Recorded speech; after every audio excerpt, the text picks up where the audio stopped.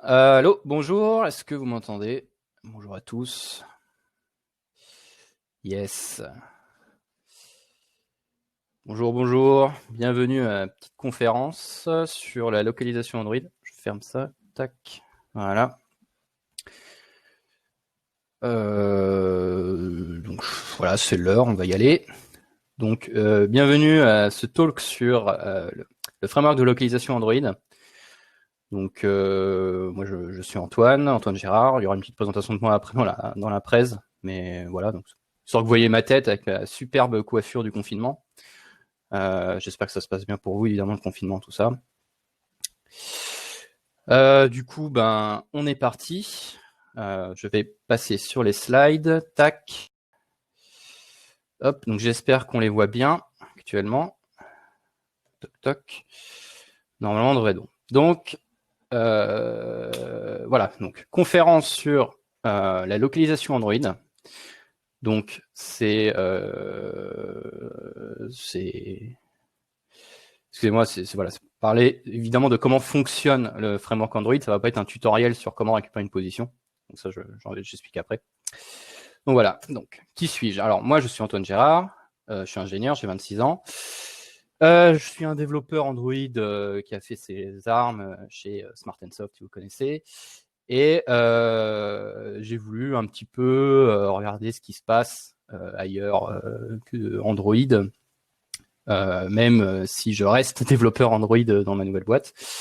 Et donc, ma nouvelle boîte, c'est Symfony GNSS. Donc, Symfony GNSS, rapidement, pour vous mettre dans le contexte, c'est une PME basée à Toulouse. On a plus de 15 ans de recherche et développement sur les récepteurs GNSS et simulateurs. Donc, j'expliquerai plus tard exactement ce que c'est le GNSS exactement. On est 45 employés, 70% d'ingénieurs. Donc notre cœur de métier, c'est la localisation software avancée. Donc on développe des logiciels pour se localiser avec différents appareils de réception GPS, mais principalement software parce que ça nous permet d'apporter plus de flexibilité à la navigation et à la localisation. Et donc on a des technologies qui permettent de faire fonctionner le GPS partout, j'en parlerai un peu plus tard. Aussi quelques-uns de nos clients. Alors, c'est pas très orienté évidemment en développeur Android, mais on a quand même un intérêt surtout dans le spatial et le transport. Donc, pour commencer, petite table des matières. Donc, on va faire une petite introduction à ce que c'est exactement la géolocalisation. On discutera ensuite de comment Android, non pas du moins Android, mais comment un smartphone peut se localiser, comment Android gère cette localisation, et une introduction au GNSS, et plus particulièrement le GNSS Raw Measurement, qui fait partie du framework Android, et je suis sûr que personne ici en a entendu parler. Donc je vais en discuter un petit peu, parce que c'est ce que j'utilise dans mon job actuel. Et ensuite, quelques bonnes pratiques sur comment gérer une localisation en Android. C'est pas donc un petit avertissement quand même. Donc ce n'est pas une présentation qui a pour but de vous apprendre à utiliser un Location Manager ou les Google Play Services pour obtenir une position, parce que vous savez sans doute déjà le faire. Et franchement, ça serait pas très intéressant de faire une présentation là-dessus. Donc c'est vraiment une présentation globale de la couche localisation Android, comment Android calcule une latitude, une longitude, comment ça marche under the hood. Donc tout d'abord, avant de commencer avec vous parler de satellites et tout, il faut juste dire qu'est-ce que la géolocalisation. Donc, d'après Wikipédia, la géolocalisation est un procédé permettant de positionner un objet, un véhicule ou une personne sur un plan ou une carte à l'aide de ses coordonnées géographiques. Certains systèmes permettent également de connaître l'altitude. Donc, c'est rapidement juste un système pour se positionner sur la carte à partir d'une latitude, une longitude, et dire voilà, moi je suis là exactement. Bon, ça, vous le savez aussi, parce que vous savez lire une carte. Et tac, tac, tac. Ah, excusez-moi. Ça... Petits aléas, je repasse en presse. On est bon. Ah, zut, ça a recommencé dès le début. Excusez-moi. Petits aléas du direct. Tac. Donc, principalement pour se localiser, donc il faut définir un système de coordonnées sur la Terre, pour nous positionner. Donc, le plus basique que tout le monde connaît, c'est la latitude, la longitude et l'altitude. Donc, la latitude et une longitude, pour faire simple, ce sont des angles par rapport au centre de la Terre. Il y a aussi un autre système de coordonnées qui s'appelle les coordonnées ECEF, qui sont en X, Y, Z, donc dans un espace 3D, mais c'est absolument pas utilisable, on va dire, instinctivement pour se positionner sur une carte. Alors qu'une latitude, longitude, globalement, on peut se rendre compte à peu près qu'est-ce que ça représente sur une carte. Et donc ça, principalement, pour faire ça, aujourd'hui, on utilise des satellites. On utilise des satellites de localisation, donc le GPS. Et donc, comment ça marche avec des satellites? Comment les satellites nous permettent de nous localiser, de nous positionner sur une carte?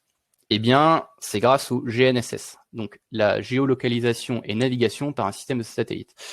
Alors oui, parce que donc on dit que on utilise le GPS pour se positionner, sauf que le GPS, en fait, c'est le nom d'une constellation. C'est la constellation américaine, et exclusivement américaine. En fait, tous les satellites GPS sont américains, et c'est eux qui s'appellent GPS.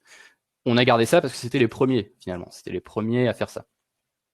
Mais le vrai nom officiel, entre guillemets, pour tous les autres satellites, parce qu'il n'y a pas que le GPS.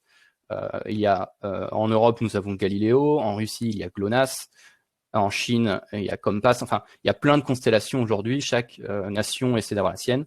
Et le GPS, c'est la constellation américaine. Donc, une autre définition Wikipédia. Donc, le système GNSS repose sur des constellations de satellites conçues pour fournir à leurs utilisateurs des informations concernant leur position, leur vitesse et une mesure de temps de manière globale en tout point dans la surface terrestre. Donc, en fait, les satellites qui tournent autour de la Terre émettent des signaux radio et le récepteur les reçoit. Dans ces signaux radio, ce sont principalement des données des données temporelles qu'on récupère. Ensuite, avec des équations qu'on résout, on arrive à extraire des positions. Donc, c'est ce qu'on appelle le principe de la triangulation.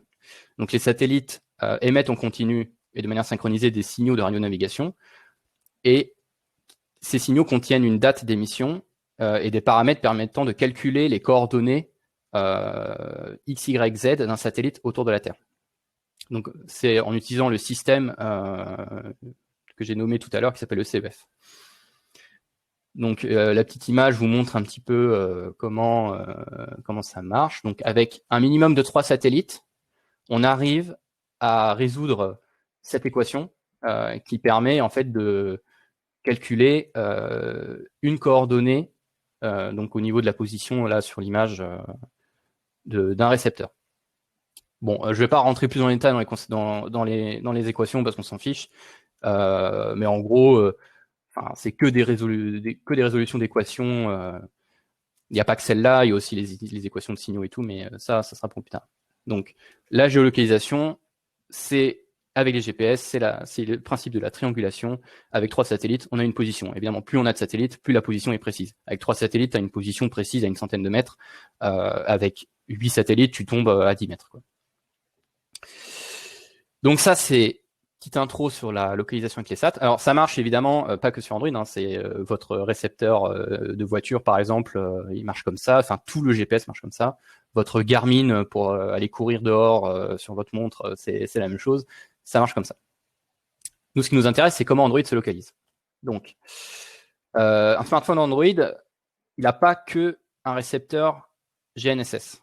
Il a évidemment une connexion Internet avec une borne Wi-Fi ou les antennes 4G et des accéléromètres. Donc, tous ces éléments-là nous permettent de se localiser, enfin permettent à Android de se localiser. Donc, il utilise la triangulation pour le GNSS. Donc ça, c'est basique. Mais il y a aussi la localisation via le network. Donc, c'est ce qu'on appelle le fingerprinting avec soit des serveurs de localisation, j'en parlerai un peu après, pour le Wi-Fi et le GSM. et aussi les accéléromètres pour le positionnement dans l'espace. Donc ça va être une position relative.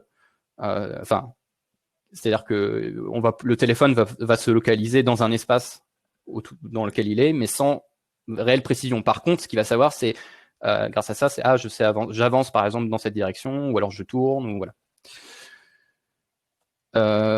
Donc via le GPS, donc c'est la source principale. Donc chaque téléphone Android dispose d'un récepteur GNSS. Il est généralement embarqué directement dans le SoC.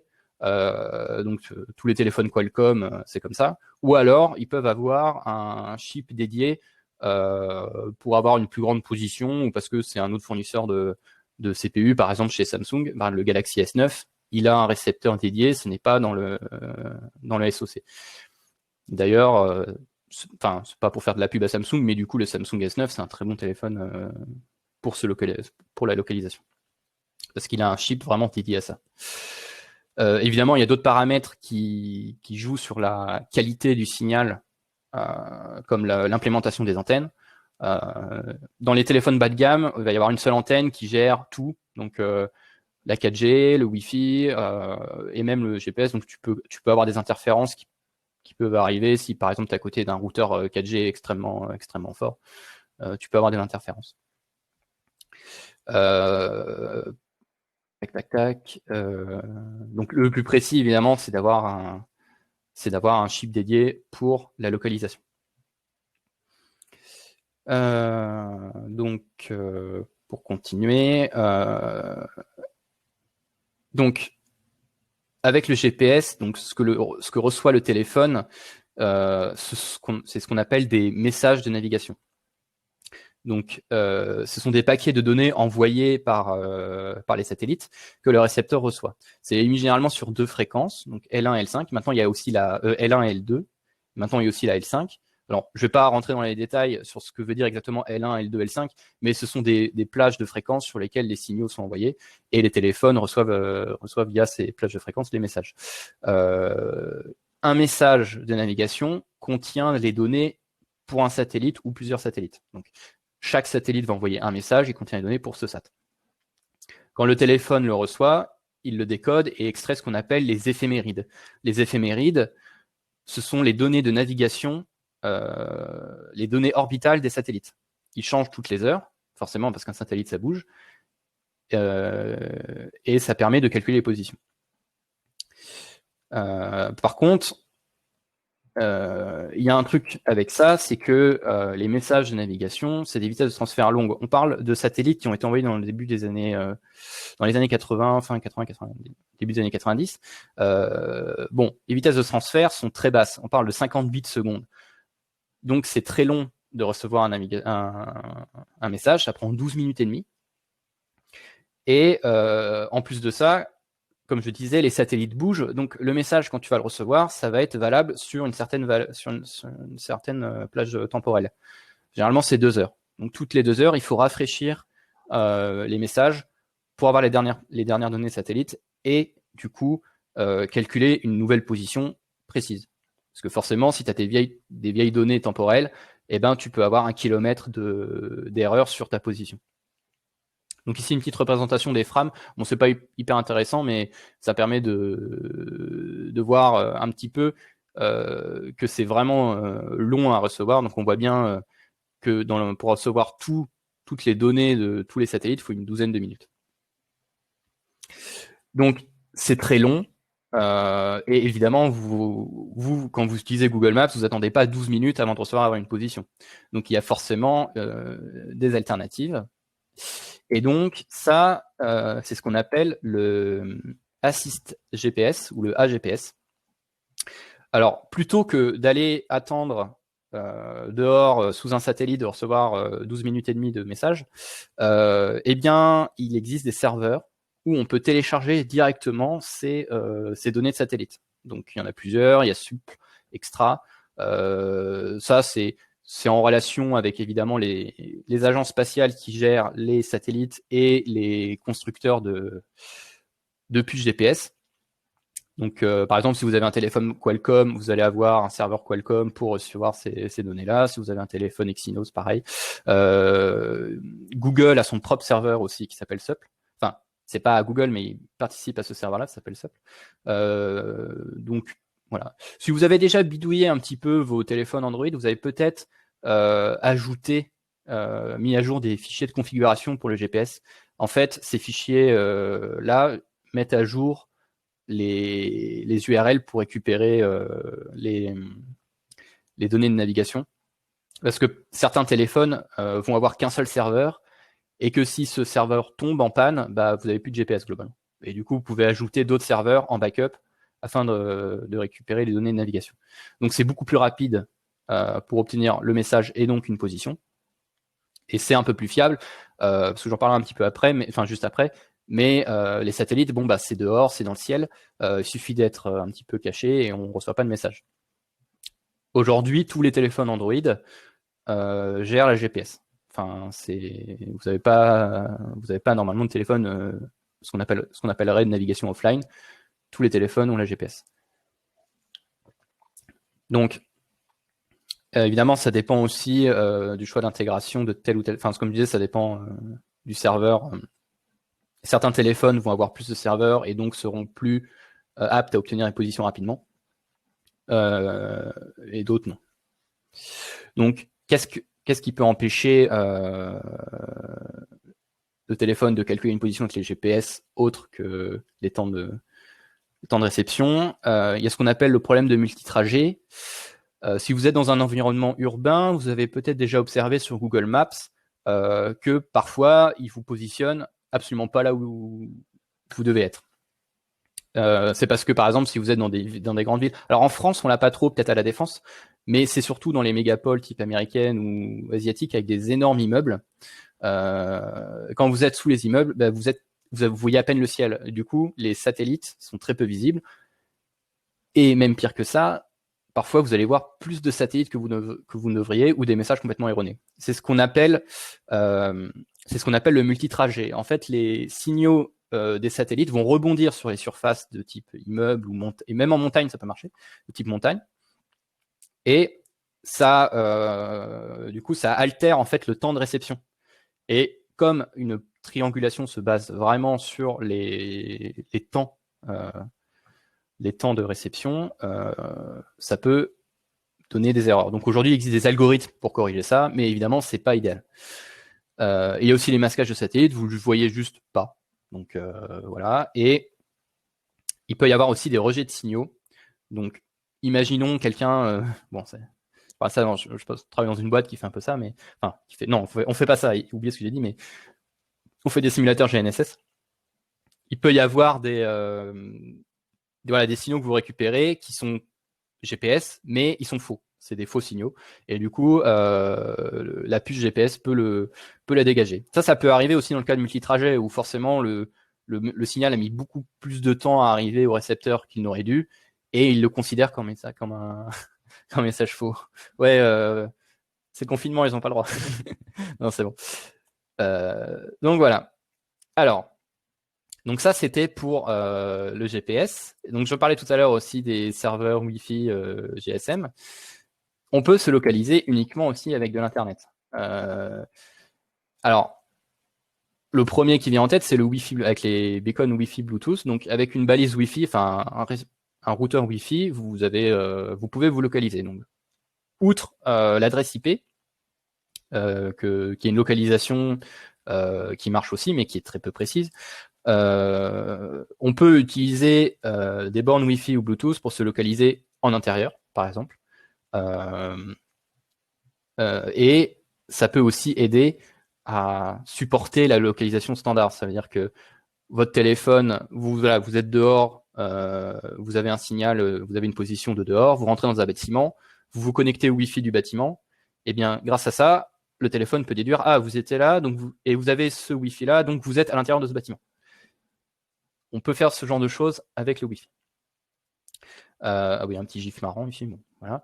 Le positionnement GSM marche globalement pareil, sauf que c'est plus pour l'extérieur.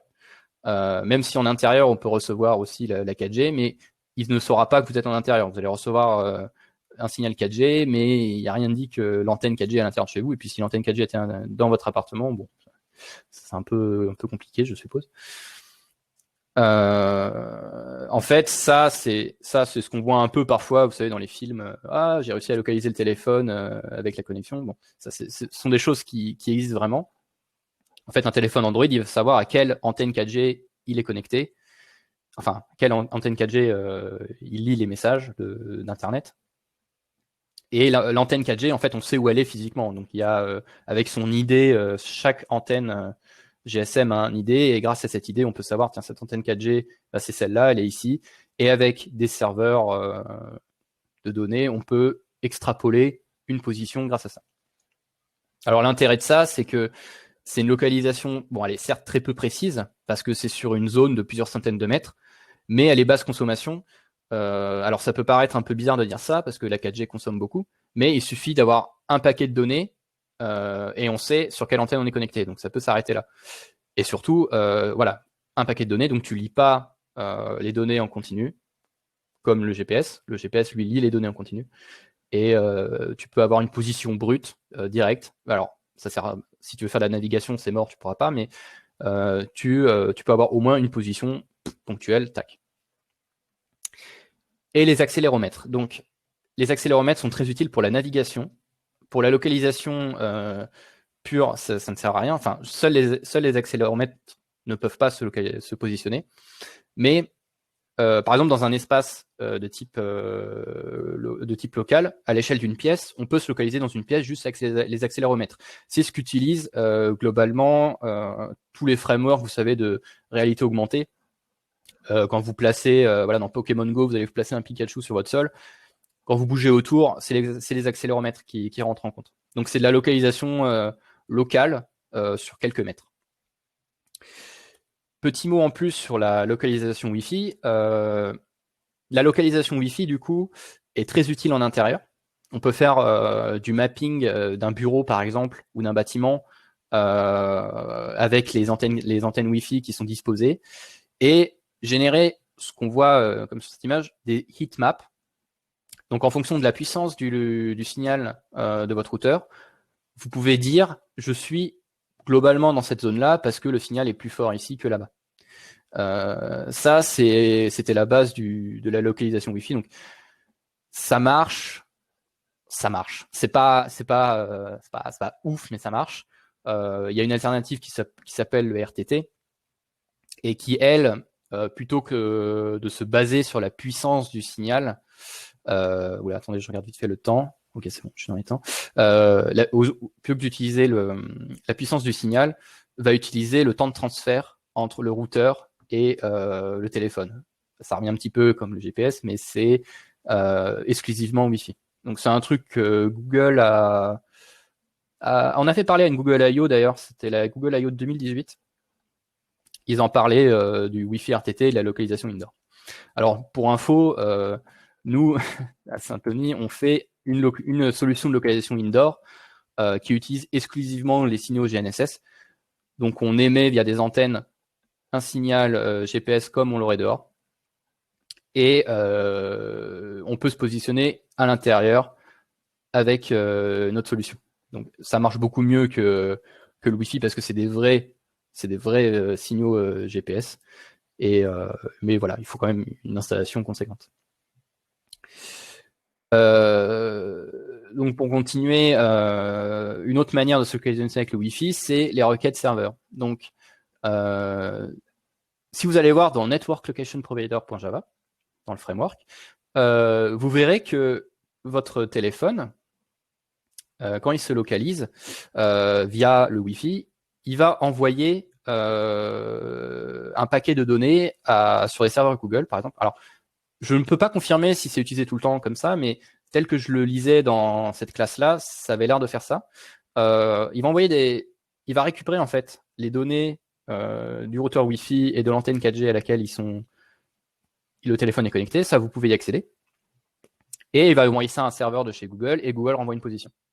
Parce que Google sait où sont les antennes et sait à peu près où sont certains hotspots Wi-Fi. Il y a eu d'ailleurs une petite histoire avec ça il y a un petit moment, un petit scandale, mais Google sait à peu près où sont chaque IP de chaque routeur Wi-Fi et du coup, grâce à ces données, ils peuvent extrapoler une position latitude, longitude. Alors, c'est des algorithmes hyper compliqués et je les connais même pas et j'ai pas envie d'en parler. mais permet d'extrapoler une latitude et une longitude juste à partir de l'ID de votre antenne 4G ou même de l'adresse IP de votre routeur Wi-Fi. Et donc, c'est assez intéressant de se dire que voilà, un téléphone Android a plusieurs entrées pour se positionner. Et donc, on a un truc qui s'appelle la fusion. Donc, ça, vous avez sûrement dû entendre parler, voir dans votre code Fuse Location Provider ou quelque chose qui s'appelle comme ça. La fusion de données, c'est en fait la manière principale qu'utilise un téléphone Android pour se positionner.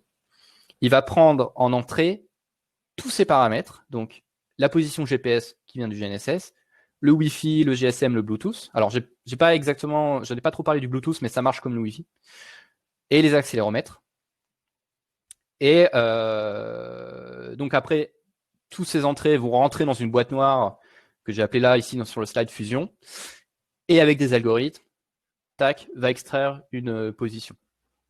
L'intérêt de la fusion, c'est que ça permet de gagner beaucoup en précision. Parce qu'on a évidemment plusieurs entrées et on peut interpoler toutes les datas et extraire une position très précise. C'est consistant dans le sens où si on perd une entrée, c'est pas grave, on peut continuer de calculer des positions. Et c'est performant parce que voilà, plus il y a d'entrées, plus on est précis. Et c'est un truc qui a vraiment fait ses preuves et globalement, sur un téléphone Android, ce serait un peu bête de s'en passer. Donc si vous voulez regarder un petit peu comment ça marche, il y a la fusion, il y a des choses que le framework Android fait. Donc, vous pouvez aller le voir dans fusionengine.java. Non, pas besoin de danser, hein, ça se fait tout seul. La fusionengine.java dans com Android location.fuse. Et donc là, on va voir un petit peu comment. Enfin, c'est une première méthode de le faire en fait. Il va avoir sa liste d'entrées, le Wi-Fi, le GNSS, les accéléros, et il va attribuer des poids de confiance aux entrées. Donc, par exemple, mon signal GPS est très fort, du coup, je vais lui apporter beaucoup de confiance. Et derrière, je vais regarder, voilà, le Wi-Fi nous sort ça, et les accéléromètres nous sortent ça, et avec des algorithmes de filtrage, bref, plein de choses, arrive à sortir une position. Il y a aussi fuselocation.h si vous avez envie d'aller voir comment c'est implémenté au niveau hardware. Bon, ça va pas vous dire exactement comment ça marche parce que c'est le header, mais ça vous permet avec les signations de méthode d'essayer de comprendre un petit peu quels inputs sont pris. Et donc ça, globalement, c'est tous les paramètres, tout ce qu'utilise un téléphone pour se positionner. Du coup, maintenant, le framework de localisation Android. Donc, comment ce framework-là nous donne la position? Il y a plusieurs méthodes, du coup, d'obtenir les positions, la position calculée d'un téléphone. Alors, la première, c'est, bon, si on va voir la documentation sur Google, c'est dommage, mais c'est écrit dans la documentation pour les vérifier. Google dit Play Services. Voilà. En même temps, ça serait un petit peu dommage de leur part de ne pas pousser leur solution, parce que c'est une entreprise et ils ont envie qu'on utilise leurs produits. Mais si on va voir sur la page,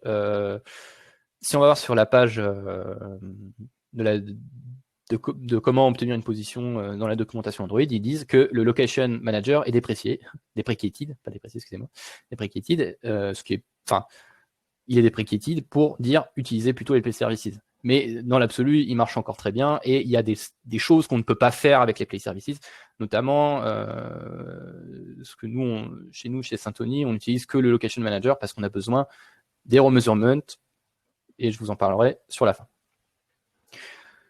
Alors l'intérêt d'utiliser les Play Services, c'est très facile en fait. C'est t'appelles la classe, t'instancies ton listener, paf, guess la location, pouf, vous avez une position.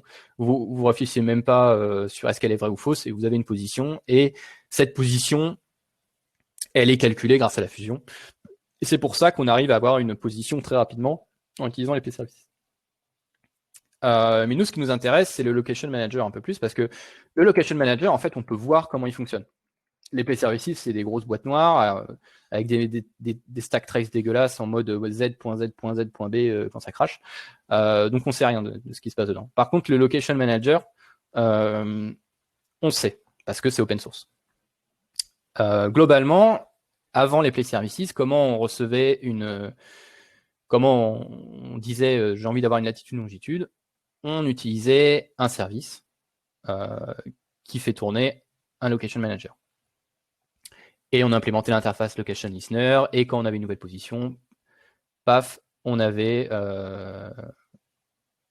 une position. Donc, c'est assez simple. Aujourd'hui, c'est un peu plus chiant, parce qu'avec les nouvelles réglementations sur les services depuis Android 8, c'est un peu plus pénible à mettre en place, et du coup, les Play Services.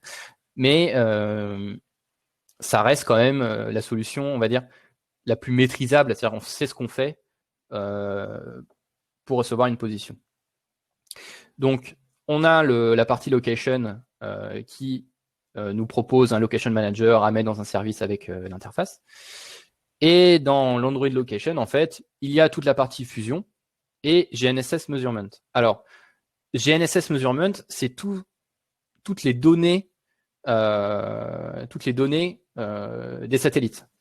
Ça, c'est quelque chose un peu exclusif à Android. Ça bypass totalement toute la couche de calcul précédente pour obtenir une position, et ça vous donne directement les outputs des récepteurs GNSS. Du coup, ça rentre dans le framework location, et grâce à ces données-là et avec la fusion, ça calcule une latitude, longitude. Du coup, la fusion par défaut est utilisée. C'est-à-dire que vous pouvez choisir votre provider, donc Fuse Provider par exemple, ou vous pouvez lui dire aussi non, on n'utilise pas le Fuse, mais je veux que le GPS, donc GPS Provider, ou alors non, j'ai besoin que du Network, donc Network Provider. On peut personnaliser son Location Manager comme ça. Mais je conseille d'utiliser le Fuse Location parce que c'est le plus performant.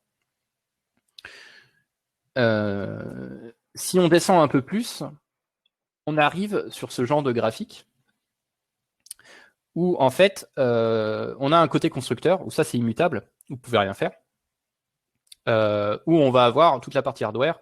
Je ne vais pas trop m'étaler là-dessus, mais globalement, on a un récepteur GNSS qui doit s'interfacer avec alors ce que j'ai appelé ici GPS Library, mais c'est plus le driver constructeur de la puce GPS, qui doit s'interfacer avec GPS.h. Ça, GPS.h, c'est un truc que c'est dans le framework Android. Quand, imaginons que vous avez envie de développer votre propre image d'Android, quand vous récupérez AOSP, vous devez utiliser GPS.h pour donner les bonnes méthodes de réception de données GPS. Ça, après, vous le mettez dans votre driver. C'est vous, après, qui traitez les données pour calculer. Et vous balancez tout à Android Location via la JNI. Bon.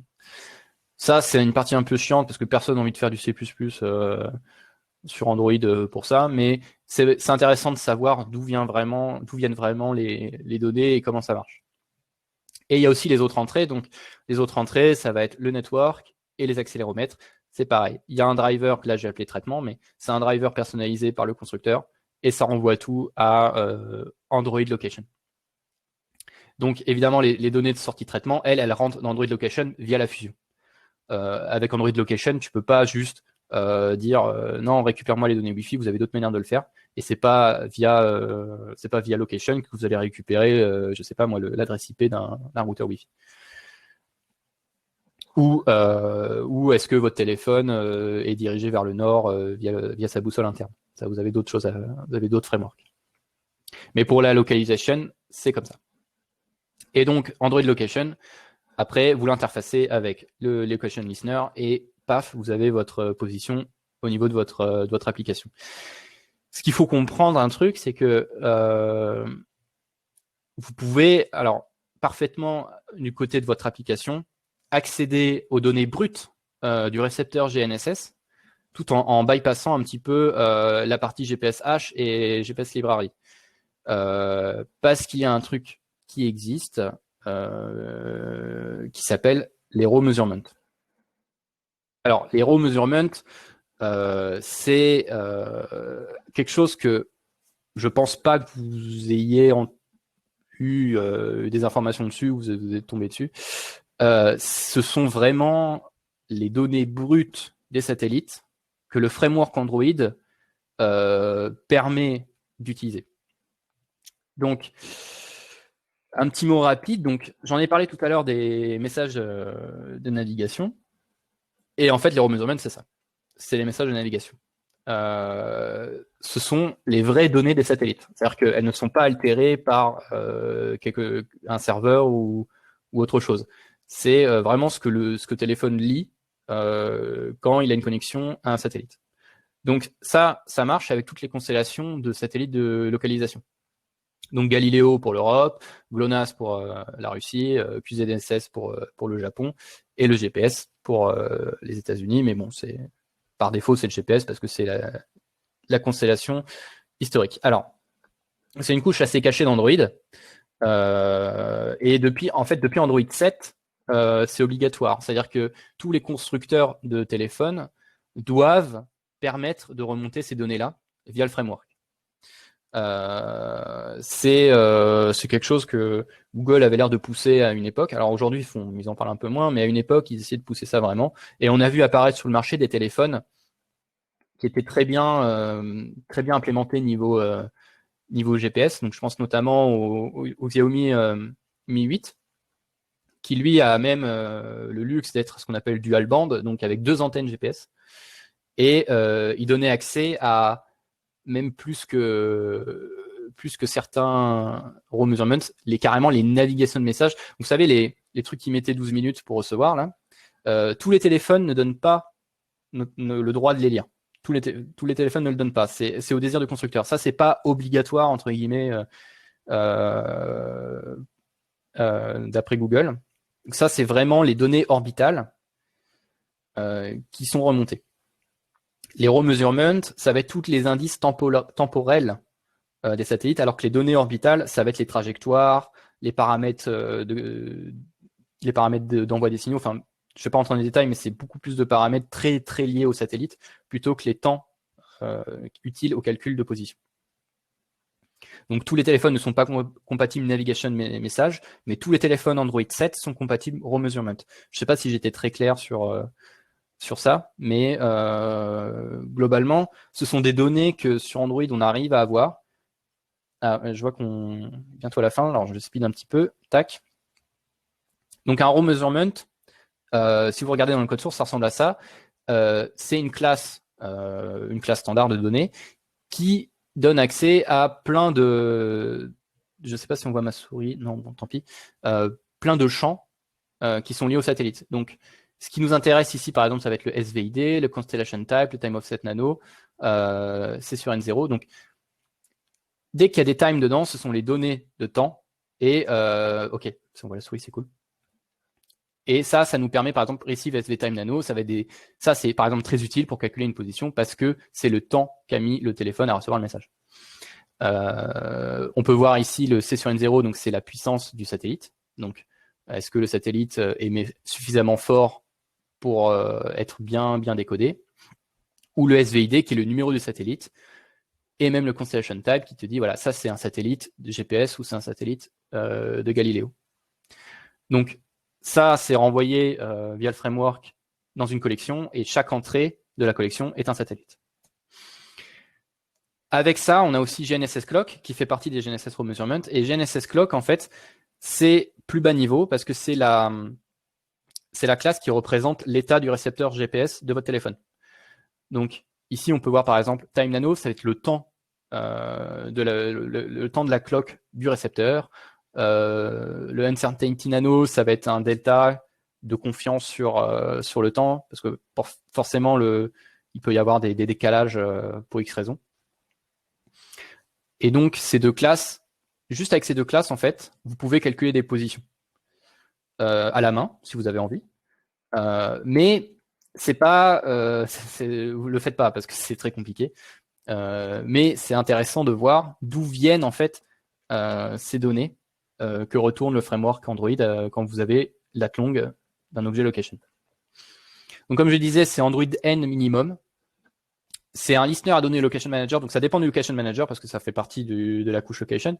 Mais vous pouvez utiliser ça sans implémenter on location change. Enfin, vous pouvez obtenir juste les raw measurements si vous avez envie et que vous n'avez pas envie d'avoir la latitude longitude pour X raison, ça n'arrivera jamais, mais vous pouvez le faire. De même pour GNSS Clock et GNSS Navigation Message dans le cas où un téléphone est compatible. Donc ici, je vous ai mis vite fait les callbacks en Kotlin. Bon, faut juste les enregistrer. Alors, à la différence des autres, c'est qu'il faut les register et unregister. Le register à la création du service, et les unregister quand vous arrêtez votre service. Après, ça marche, voilà, c'est une callback. Dès qu'il y a des nouvelles données, paf, c'est déclenché et vous les récupérez comme ça.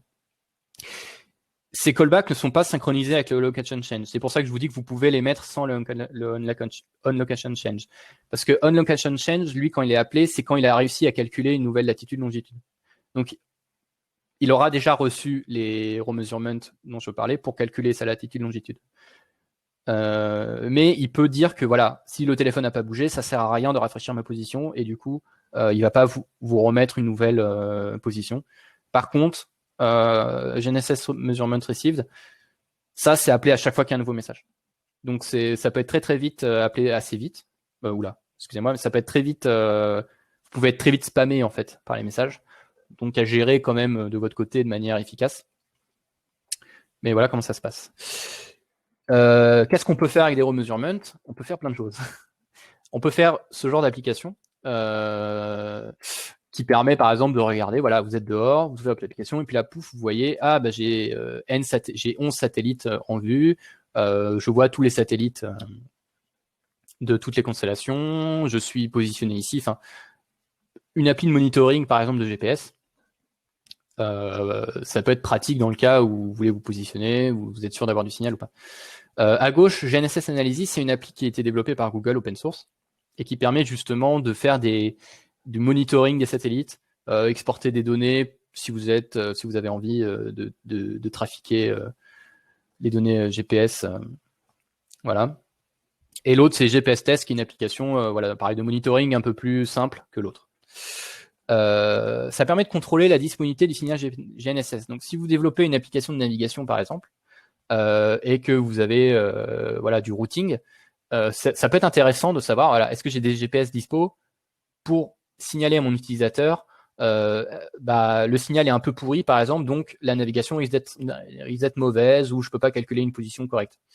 Ça peut être intéressant. Vous pouvez le faire grâce à ça.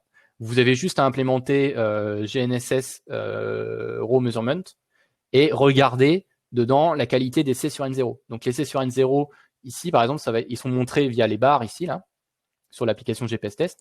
Donc on considère que c'est correct quand c'est à 30 environ. En dessous de 30, c'est un peu faible. Ou alors ici, via les courbes temporelles sur l'application GNSS Analysis. Donc ça peut être utile pour ça. Vous pouvez évidemment calculer une position à la main si vous avez envie, que vous avez les algorithmes nécessaires, mais bon, je pense pas que vous allez le faire. Ou calculer la vitesse du téléphone, parce que forcément, si vous avez deux positions, vous pouvez calculer une vitesse entre les deux, parce que vous savez que voilà, juste cette position à cet instant T, l'autre position à cet instant T, vous faites un delta des deux, vous avez une vitesse. Et pourquoi pas jouer avec les données satellites pour certaines applications, si vous en avez le besoin, quoi. Mais principalement, retenez que c'est intéressant d'avoir la couverture GPS dans le cas où vous faites une application de navigation. Vous pouvez le faire via ça. Petite quelques bonnes pratiques vite fait. Alors, je dirais pour vous, utilisez Google Play Services parce que c'est ce qui a été mis en avant par Google dans la documentation et ça marche vraiment bien.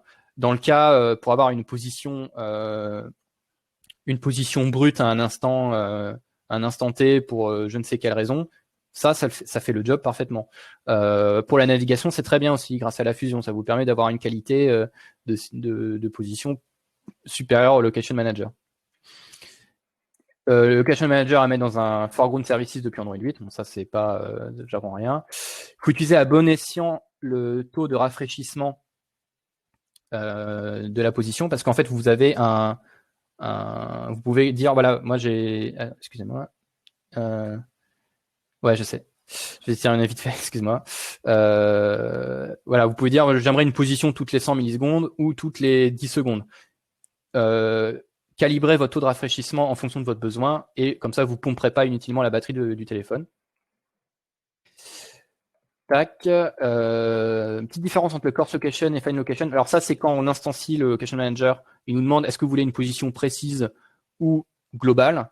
Voilà, ça consomme, évidemment, le Fine Location va consommer plus de ressources que le Coarse Location, mais pareil, adapté en fonction de votre besoin. Donc, adapter le provider en fonction de votre besoin. Et voilà.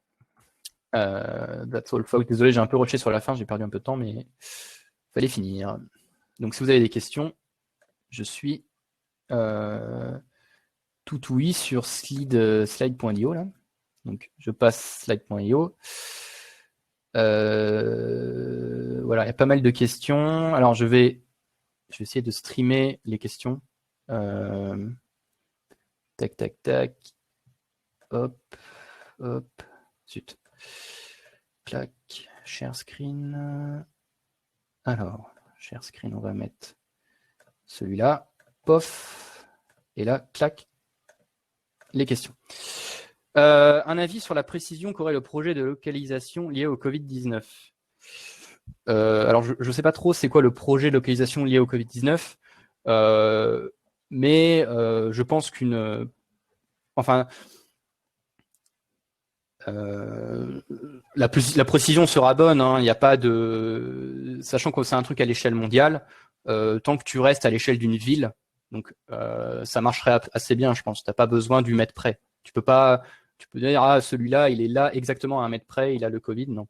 Je pense qu'à l'échelle d'une ville, c'est bon. Donc, après, je connais pas trop le truc, le projet, j'avoue. Mais je pense que la précision sera suffisante. Parce que c'est pas, à mon avis, ça n'a pas besoin d'une précision énorme. Peux-tu expliquer quels sont les types de données retournées par les serveurs à GPS? Alors, ça, ce sont des fichiers qu'on appelle des éphémérides et qui, en fait, contiennent dedans les données orbitales des satellites. C'est exactement la même chose que le GPS Navigation Message, le Navigation Message dont je parlais un peu avant, celui qui met 12 minutes. Donc, dedans, qu'est-ce qu'on a? On va avoir tous les paramètres utiles à la résolution des équations de calcul de trajectoire des satellites. Et on va avoir aussi toutes les données liées, par exemple, au délai qu'il peut avoir ajouté par l'atmosphère. Parce que quand le signal traverse l'atmosphère, il va être ralenti. Et c'est des temps qu'on doit rajouter au calcul pour ne pas perdre en précision. Et ce genre de données est contenu dans les serveurs à GPS. Le Wi-Fi nous localise en fonction des bornes aux alentours, mais comment celles-ci sont localisées? Alors, ça, j'avoue que je ne sais pas trop. Alors, il y a eu une histoire récemment de Google qui, justement, arrivait à extrapoler les positions des bornes via les adresses IP et via des voitures, en fait, qui passaient dans la rue et qui scannaient tous les Wi-Fi aux alentours. Et même, je pense que juste avec votre téléphone Android, c'est des données qui sont remontées. Il va dire, bah voilà, moi je suis connecté à ce routeur Wi-Fi et j'ai cette position via le GPS, donc ce routeur Wi-Fi est ici.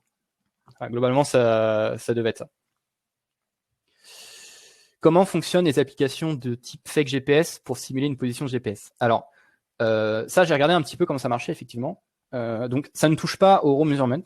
C'est un service qui tourne et qui va override en fait le service de localisation standard d'Android. D'ailleurs, si tu vas dans... Ouais, tu as dû le voir, mais si tu vas dans les options de ton téléphone, dans les options de développeur, tu peux lui dire utilise-moi un service précis pour la localisation. Et en fait, un fake GPS, c'est ça. Il va te dire, voilà, moi je retourne une latitude-longitude dans le onLocation change. il va override le location change et il va changer le retour de la fonction. Peux-tu dire quelques mots sur les solutions RTK, PPK et leur intégration Android? Alors, ça, j'avoue que j'ai pas trop de retour là-dessus. Alors, les solutions RTK, j'en avais vu une à un moment. J'avoue que il y a pas mal d'implémentations qui ont été faites. J'avais principalement regardé un portage Android qui a été fait justement de cette bibliothèque et qui fonctionne assez bien. PPK, je sais pas, mais RTK, oui. Donc je dirais que elles sont bien, elles sont bien faites. Et il y en a certaines qui sont open source, donc c'est assez intéressant à regarder. Je suis désolé, je n'ai pas plus de mots là-dessus. Alors, putain, excusez-moi, j'ai caché les deux là parce que ça faisait de l'infini. Je vois pas les questions du chat parce que j'ai mis ça ici. As-tu des recommandations API à utiliser, paramètres, options à privilégier sur une application de navigation? Alors, je dirais d'utiliser la fusion. Déjà, c'est obligatoire, ne serait-ce que pour avoir une bonne détection en fait du déplacement du téléphone. Et l'API, utiliser les Play Services, ça marche vraiment bien. Ou alors, si vous avez envie d'avoir un peu plus de maîtrise sur ce que vous faites, le Location Manager d'Android de base fonctionne bien aussi. Par contre, il faut faire gaffe à votre gestion du service. Typiquement, pour une application type navigation Waze, ils font un truc qui est sympa, c'est qu'ils mettent une notification qui dit voilà, le GPS tourne. Et le GPS tourne tant que cette notification est là. Paramètres, mettez un rafraîchissement assez régulier. Et type recevez une position toutes les secondes, ça suffit. Et option, mettez find location. Peut-on facilement envoyer des fausses données GPS à un device sans passer par une app? Je pense par exemple à un drone de tourisme. Alors j'essaie de comprendre vite fait la question. Ouais, alors, donc, est-ce que c'est facile? Non, parce qu'il faut le matos derrière. Alors, si je comprends bien la question, c'est est-ce qu'on utilise un appareil pour simuler un GPS? J'ai regardé vite fait le chat. Est-ce que... Alors, si je comprends bien la question, simuler fausse donnée GPS à un device, c'est facile si on a le matos. C'est-à-dire que si on a un émetteur radio qui simule exactement la même chose, c'est facile. Mais ça, il faut encore l'avoir. Donc, je dirais pas que c'est facile pour le grand public, mais pour des entreprises qui travaillent là-dedans, c'est assez facile. Et c'est notamment pour ça qu'il y a pas mal de réglementations autour de ça, notamment au niveau de la DGAC, qui encadre un peu ça. On vient de démarrer un projet sur tel sans Play Services. J'ai eu l'impression qu'on n'avait pas eu l'accès à la fusion. Tu confirmes que c'est bien utilisable pareil? Alors, c'est pas la même fusion qui va être utilisée. Parce que tu as une fusion spéciale pour les t'as la fusion des Play Services qui est faite par Google, et tu as la fusion, on va dire un peu open source, qui elle marche moins bien parce que c'est une base et elle prend beaucoup moins de paramètres. Donc effectivement, sans les Play Services, tu vas pas avoir accès à la fusion des Play Services, mais tu vas avoir une petite fusion, mais ça sera pas la même. Ça sera pas la même. Elle sera moins bien. Moi, je dirais, si tu n'utilises pas les Play Services et que tu n'as pas besoin d'une localisation très précise, utilise vraiment le Location Manager standard avec les options standards. Ça devrait marcher. Et enfin, une petite dernière question. Alors, les deux dernières questions là qui sont votées. Les raw measurements sont unifiés entre GPS, GLONASS, où chaque système présente son propre format. Alors non, chaque système a son propre format. Alors, dans les grandes lignes, c'est la même chose. Mais il y a des nuances, notamment au niveau des calculs des temps. Par exemple, entre Galileo et GPS, c'est pas les mêmes formules, qui sont faites pour extrapoler une position. Enfin, calculer. Alors, un truc, j'aurais dû en parler dans la presse, mais typiquement, quand tu calcules les différences de temps pour avoir la position, tu calcules en fait globalement la distance entre le récepteur et le satellite. Ça, on appelle ça la pseudo-range. Et pour Galileo, c'est pas la même formule que pour GPS. Voilà. J'avais lu un post Stack Overflow que l'API Fuse Location effectuait déjà certains calculs de filtres comme notamment le fil de Kalman. Est-ce le cas? Alors, oui. Le Fuse Location API fait ça, utilise un fil de Kalman, par exemple. Nous, on développe aussi notre solution de localisation avec un fil de Kalman. Le truc, c'est que ça va être aussi un petit peu inhérent à l'implémentation software du constructeur du SOC. Par exemple, tu vas avoir chez Qualcomm, ils ont déjà pas mal de filtres en amont pour calculer une position. Donc notamment le fil de Kalman qui est très connu, il y a aussi le moindre carré qui peut être implémenté. Que recommandes-tu pour la localisation en Chine? De ne pas utiliser les Pay Services déjà. Alors, le Location Manager standard d'Android marcherait parce qu'il dépend pas de Google et pas de serveur particulier. Avec la localisation GPS standard, sans serveur, tu pourras très bien te localiser en Chine. Et derrière, tu peux mettre une carte qui évidemment ne sera pas Google Maps, tu peux mettre Mapbox, parce que je sais que moi je travaille avec Mapbox, et Mapbox, ils ont une carte spéciale pour la Chine aussi, ou un leaflet, ou OpenStreetMap. Ça marchera pour la Chine. Sur ma montre GPS Garmin, je peux explicitement choisir si je souhaite l'utiliser GLONASS ou les deux. A-t-on ce genre de possibilité sur Android? Non, tu peux pas filtrer les constellations directement. C'est-à-dire si tu utilises Maps et que tu as envie d'utiliser que les GPS, tu peux pas dire utilise-moi que GPS et pas GLONASS. Par contre, si tu développes une application toi-même et qui calcule sa position, tu peux le faire avec les remeasurements du coup. Tu peux choisir, moi j'utilise que le GPS. Et c'est exactement ce qu'on fait par exemple sur ce qu'on travaille actuellement. On n'utilise que les satellites GPS. Mais il faut le développer soi-même. Voilà. Est-ce que voilà, les deux dernières questions, comme ça c'est fini.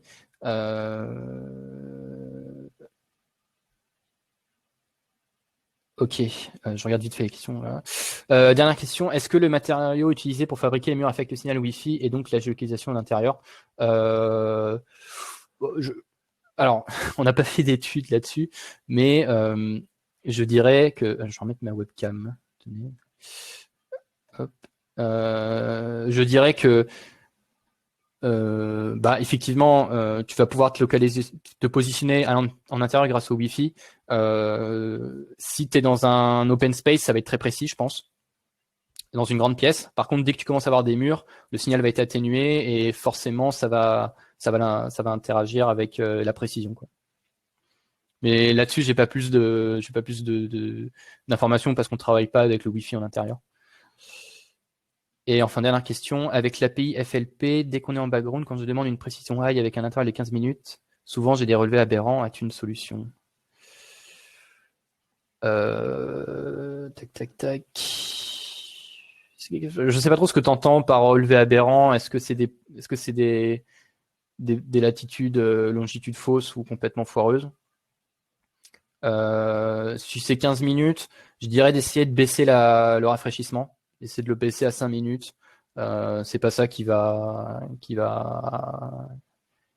consommer beaucoup plus de batterie. Mais là, comme ça, j'ai pas de solution miracle, à part peut-être baisser les intervalles. Voilà. Eh bien, écoutez, c'est fini pour moi. Et désolé, j'ai beaucoup dépassé. Voilà. Ah putain, le Slack, j'avais oublié. Je suis désolé. Je suis vraiment désolé. Hop, hop, hop. Eh bien, merci à vous. Et je passe sur Slack pour les questions. Tac, tac, tac. Je coupe.